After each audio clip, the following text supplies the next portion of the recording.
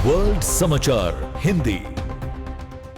नमस्कार दोस्तों, वर्ल्ड समाचार हिंदी में आप सभी का बहुत बहुत स्वागत है। आज है 28 अक्टूबर 2025 और हम लेकर आए हैं द हिंदू का वो विश्लेषण जो सीधे आपके एग्जाम के लिए बना है। तो चलिए बिना किसी देरी के शुरू करते हैं। आज हम क्या क्या देखने वाले हैं? हम लोकतंत्र और राजनीति की नब्ज टटोलेंगे, न्यायपालिका के अहम फैसलों को समझेंगे, अर्थव्यवस्था और पर्यावरण की चुनौतियों पर बात करेंगे और अंत में परीक्षा के लिए सबसे जरूरी पॉइंट्स को रिवाइज भी करेंगे। तो चलिए शुरू करते हैं हमारे पहले सेक्शन से, लोकतंत्र, प्रक्रिया और राजनीति। देखते हैं कि हमारे देश की लोकतांत्रिक मशीनरी कैसे काम कर रही है, वोटर लिस्ट से लेकर देश के सबसे बड़े न्यायिक पद तक। आज की सबसे पहली और बड़ी खबर आ रही है चुनाव आयोग की तरफ से।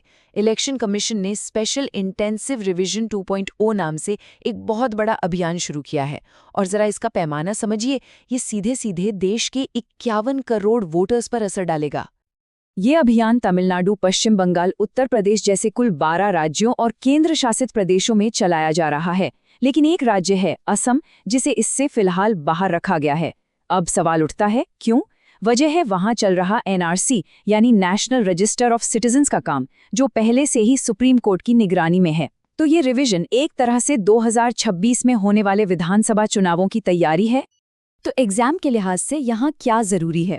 सबसे पहली बात, वोट डालने का अधिकार हमें मिलता कहाँ से है? ये आता है संविधान के आर्टिकल 326 से, जिसे हम यूनिवर्सल अडल्ट फ्रेंचाइज कहते हैं।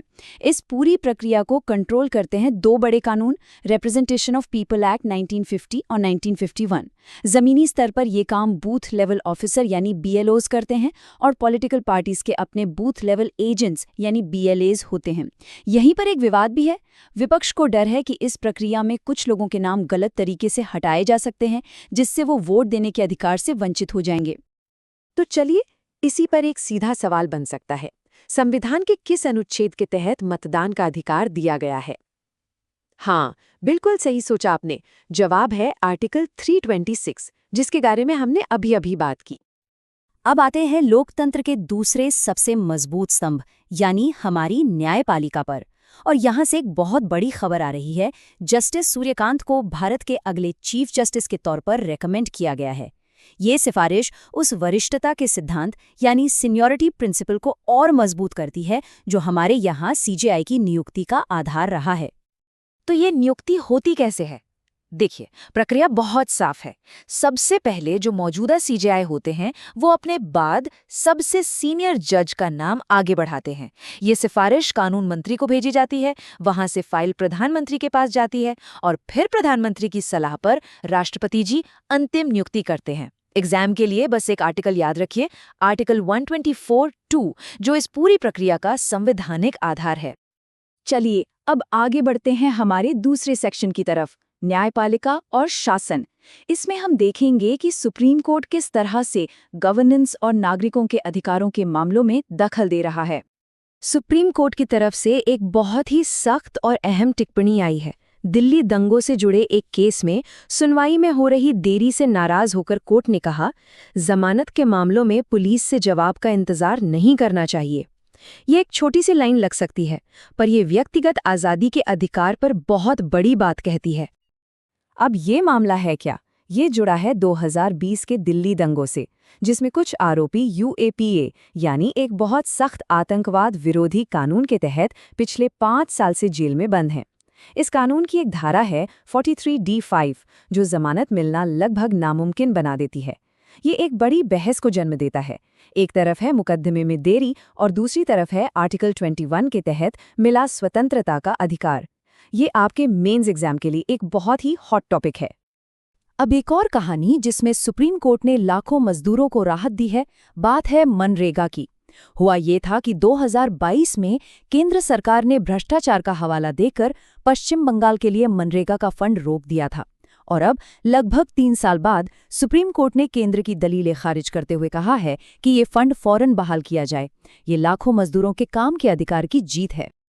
चलिए अब रुक करते हमारे तीसरे सेक्शन का, जो जुड़ा है अर्थव्यवस्था, पर्यावरण और समाज से। देखते हैं आज यहाँ क्या चल रहा है। पर्यावरण से एक चिंता बढ़ाने वाली खबर है। बंगाल की खाड़ी में एक नया चक्रवात मोंझा तेजी से ताकतवर हो रहा है और इसकी गंभीरता का अंदाजा आप इसी बात से लगा सकते हैं कि इसकी तुलना 2014 के हुदहुद और 2018 के तितली जैसे बेहद विनाशकारी तूफानों से की जा रही है। अब एग्जाम के लिए क्या क्या याद रखना है फटाफट देख लेते हैं। आंध्र प्रदेश में रेड अलर्ट है। भारत में आपदा से निपटने के लिए जो कानून है वो है NDMA यानी नेशनल डिजास्टर मैनेजमेंट एक्ट 2005। इन तूफानों पर नजर रखता है हमारा भारतीय मौसम विज्ञान विभाग यानी IMD, जिसका हेडक्वार्टर दिल्ली में है।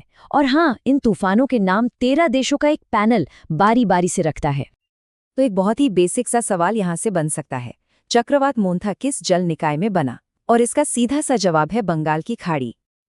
अब आते हैं उस चीज पर जो हमारी रसोई का बजट बिगाड़ सकती है, प्याज। भारत का सबसे बड़ा प्याज उत्पादक राज्य है महाराष्ट्र और वहां बेमौसम बारिश ने फसल तबाह कर दी है। इसका मतलब किसान तो परेशान हैं ही, साथ ही आने वाले दिनों में महंगाई भी बढ़ सकती है। ये क्लाइमेट चेंज का सीधा असर है हमारी थाली पर। समाज से जुड़ा एक बहुत ही संवेदनशील मुद्दा एक बार फिर सुप्रीम कोर्ट के सामने है, आवारा कुत्तों का। देखिए, ये एक बहुत मुश्किल बहस है। एक तरफ है हम इंसानों की सुरक्षा का अधिकार जो आर्टिकल 21 के तहत आता है, और दूसरी तरफ है जानवरों के अधिकार और उनके लिए बने कानून। सुप्रीम कोर्ट को इन्हीं दोनों के बीच एक संतुलन बनाना है। अब एक ऐसी खबर जो टेक्नोलॉजी के डरावने चेहरे को दिखाती है। फरीदाबाद में एक छात्र ने AI से बनी फेक तस्वीरों से ब्लैकमेल होकर अपनी जान दे दी। ये घटना दिखाती है कि आर्टिफिशियल इंटेलिजेंस अब साइबर क्राइम का कितना खतरनाक हथियार बन सकता है। हमारे जो कानून हैं जैसे IT एक्ट 2000 और नया डेटा प्रोटेक्शन एक्ट 2023, उनके लिए ये एक बिल्कुल नई और बड़ी चुनौती है। चलिए अब तेजी से कुछ और जरूरी विधायी सुर्खियों और मुद्दों पर एक नजर डाल लेते हैं। तो देखिए, असम में बहुविवाह के खिलाफ एक बिल आ रहा है जिसमें 7 साल की सजा का प्रावधान है। वहीं पंजाब में पराली जलाने की बढ़ती घटनाओं ने दिल्ली में फिर से प्रदूषण का खतरा बढ़ा दिया है। इसके अलावा जम्मू कश्मीर में राज्यसभा चुनाव में क्रॉस वोटिंग एक रहस्य बनी हुई है। यूपी में एक और शहर का नाम बदलने का प्रस्ताव है और JNU में छात्र राजनीति फिर से गरमा रही है। तो दोस्तों, अब आते हैं सबसे जरूरी हिस्से पर। चलिए, आज हमने जो भी पढ़ा उसके सबसे जरूरी पॉइंट्स को एक बार जल्दी से रिवाइज कर लेते हैं ताकि वो आपके दिमाग में बैठ जाएं। तो ये रहा आज का revision flash card. Article 326 vote का अधिकार, आर्टिकल 124 पार्ट 2 CJI की नियुक्ति, UAPA एक सख्त आतंकवादी विरोधी कानून, मनरेगा काम का अधिकार, NDMA आपदा प्रबंधन और IT एक्ट साइबर क्राइम। ये सभी पॉइंट्स आपकी परीक्षा के लिए बहुत बहुत जरूरी हैं। तो आज की चर्चा को हम एक सवाल के साथ खत्म करते हैं। जब चुनाव आयोग से लेकर सुप्रीम कोर्ट तक ये बड़ी बड़ी संस्थाएं हमारी जिंदगी पर इतना गहरा असर डालती हैं, तो एक आम नागरिक होने के नाते हम इनकी जवाबदेही कैसे तय करें, इस पर सोचिएगा जरूर। दोस्तों, अगर आपको ये वीडियो पसंद आया हो तो लाइक, शेयर और सब्सक्राइब जरूर करें और बेल आइकॉन दबाएं वर्ल्ड समाचार हिंदी के साथ जुड़े रहने के लिए। धन्यवाद देखने के लिए। और अधिक अपडेट्स के लिए हमारे चैनल को सब्सक्राइब करें।